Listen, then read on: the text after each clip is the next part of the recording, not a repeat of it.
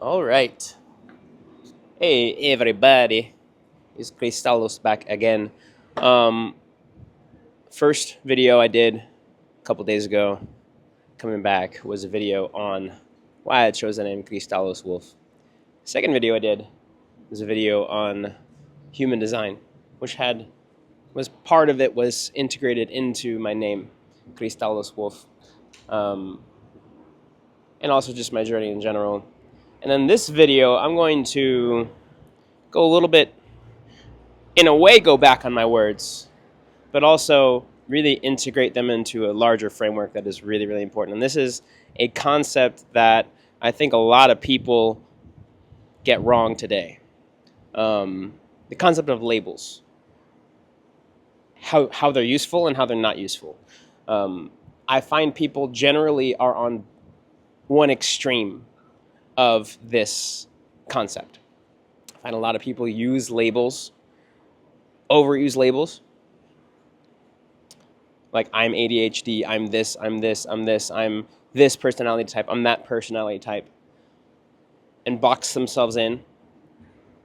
And then a lot of people um, are extremely averse to labels, like, oh, don't label me at all. I'm not going to define myself at all, etc. And a lot of people don't know what labels are good for. They either overuse them or underuse them. I have a lot of experience with labels in my life. My whole life, I was diagnosed with different things. And growing up, um, my mom would tell me that I was very sensitive, that I got sick a lot, that it was hard to calm me down, that I wouldn't self-soothe. And she took me to a bunch of doctors to figure out what was going on with me. And the older I got, the different doctors she took me to, I got diagnosed with a lot of different things and given a bunch of labels. And for most of my life, up until my early 20s, I took these labels as fact. My whole life, I was told that I was disabled, that I would need a team of specialists around me to function, and that was because of various diagnoses, autism, OCD, ADHD, schizoaffective, bipolar. Pretty much they threw everything at me to try to figure out how to get me. I'm Cristallos now, but Joseph Joey was what I would be called when I was a kid. How do I get Joey to calm down? Because he doesn't seem to be able to calm himself down. I'm not going to go into the deeper nuances of that story because that's for a different time. But needless to say, labels for me were a prison. I was told I was going to be a certain kind of person. I was told that I would need a team of specialists around me, expensive specialists for me to really function at all. And my parents paid for really expensive programs. And in my early 20s, I had a therapist who finally helped me decide who I am for myself. And in that process, I realized that I wasn't any of these things. These diagnoses that were given to me, I didn't have these disorders. And I wasn't bipolar, I wasn't schizoaffective, I wasn't autistic, I wasn't learning disabled, I wasn't any of these things. But because I believed in them, I was acting like I was for a long time. And when I went back and really understood what was going on, it was just trying the attitude of trying to fix me led these labels to be put on me, and then the people around me convincing me that these labels fit. I just took that as fact and started I acted like that. But the moment that I stopped believing in them, everything kind of faded away. Now, I'm not saying bipolar doesn't exist. I have a friend who found out that he had bipolar disorder the hard way. He woke up from a fugue state in prison because because for the past few days he had been in such extreme mania that he lost his his memory of what happened. Turns out that he drove from Austin to Kansas to see his family. Decided that he knew how to save the world and end suffering, which he actually did have a really good idea that he did continue to evangelize and develop. But it was the attitude was like a Messiah attitude that he had around it. And he was found naked in a parking garage, and it took 3 cops to subdue him. I don't remember exactly how many. And of course, I'm not going to say who this person is. I think he's also been public about his story, but just to respect him, I'm not going to say his name here in this context without his permission. So I'm not saying that that mental disease doesn't exist. It obviously does. But a lot of the stuff that goes on today isn't actual mental disease. A lot of the stuff that goes on today is people clinging onto a label because it gives them safety and it gives them security and it gives them an explanation. And there's nuances to this because labels are quite useful. And the whole last episode I did was talking about how human design for me has been extremely useful. It has been extremely useful. Labeling who I am using human design, projector, splenic, 3-5, open centers here and closed centers here, that has been very helpful in me understanding who I am at a broader level and me being able to accept myself.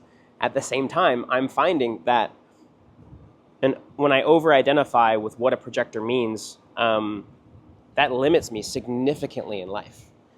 For example, the idea of somebody who's a projector, especially with an open throat center, undefined throat center, wait to be invited to speak, which is something that I was experimenting with. I was like, what if I hold back a little more? What if I let people come to me a little more? What if I don't initiate conversation or initiate a joke when I'm not, like when the energy doesn't come to me in the group? I'm here at a co-working event with a group that 2 of my good friends, one of my best friend and a good friend of mine started. And I initiated a lot of jokes. I initiated a lot of things. And yeah, I'm in a group of friends, but if you are a pure human design person, then that's not like a projector doesn't initiate. A projector doesn't put energy out. It's not what I'm supposed to do. But that's the harm of a label, is if I take a label and I make the label who I am, and I don't make my existence and my actual experience who I am, then I run into trying to fit myself into a box. The label that is once freeing, if I buy into it too much, well, now it's just a different prison. And a phrase that I really like is the map isn't the territory. And what that means is, well, there's land, right? There's the map of the land. The map of the land isn't the land. I can't build a house on the map. I can't, on the map, find the house and sleep in that house. I have to go to the actual house. And labels like ADHD, like human design, etc., they are amazing maps. But you have to make the territory the territory. And this is one thing I see a lot of people today with ADHD. I mean, this whole co-working event is for ADHD entrepreneurs. And a lot of people I know, when they are like, oh, I'm ADHD, it gives them freedom because this label gives them permission to accept themselves as they are. They're like, oh, I have a hard time focusing. I find myself like wanting to stimulate, right? And they may have been not accepting that and trying to challenge that and trying to change that. Well, when they're like, oh, I'm ADHD, well, then what that does is it gives them permission to accept themselves as they are and not try to fix themselves anymore. And that's really powerful. The only issue is I've seen people who are like, I'm ADHD, I'm not supposed to do this, I'm not supposed to do that, this is how I'm supposed to live. And then the qualities of ADHD, the more they invest their identity into that, the more they take on and keep the qualities that aren't helpful when they've already outgrown them. I see this with a lot of people, and for instance, with me with a projector, right? It's beneficial for me to sit back and to kind of wait for people to come to me to an extent. But if I'm just being the quiet, weird, sulky guy in the corner, There's nothing wrong with that, but if that's not me, if I want to make a joke, I'm going to make a joke, and then if it doesn't land, it doesn't land. I just take that feedback and I move on, right? I'm not going to put myself in the box of what a projector is supposed to mean, because, and this is actually how human design teachers teach this. They're like, hey, this is an experiment. Don't put the chart before your own experience. If it says you're a projector and you've initiated everything your whole life and you love doing it and it doesn't tire you out and people respond really well, like, don't just, maybe experiment with doing what is suggested and waiting for people to invite you in, but don't just arbitrarily like throw away your experience because your chart says you're somebody else or you're something else. So this is, in a way, me balancing out the last video. The last video, I'm like, human design's amazing, I love it, and I do, and it explains a lot. And actually, the funny thing is, and in this video, just to tie up that thread, in this video, I'm essentially saying, hey, yes, and don't go too far. And it's really funny because if you look at my chart, this is actually aligned with my design, which is to learn through trial and error. So in the end, it is kind of hilarious how I'm like, hey, human design, this is my human design, it really helps. And also, focus on your own experience, which is true. And then also, if I look at my human design chart, it says that I'm meant to focus on my own experience and learn from trial and error and not what people tell me. So there's kind of a weird, like, chicken and egg kind of reciprocity here, to where, like, yes, I think it's really important to take labels with a grain of salt, and if they fit, awesome, but center yourself in the experience. But then also, the funny thing is, my chart says I'm meant to center myself in my experience. So it is kind of funny. But yeah, in my experience, I've noticed that most people are too far on one end or the other, and being able to use labels for your own freedom is a superpower that almost nobody has. And if you have it, then you will stand out from the crowd.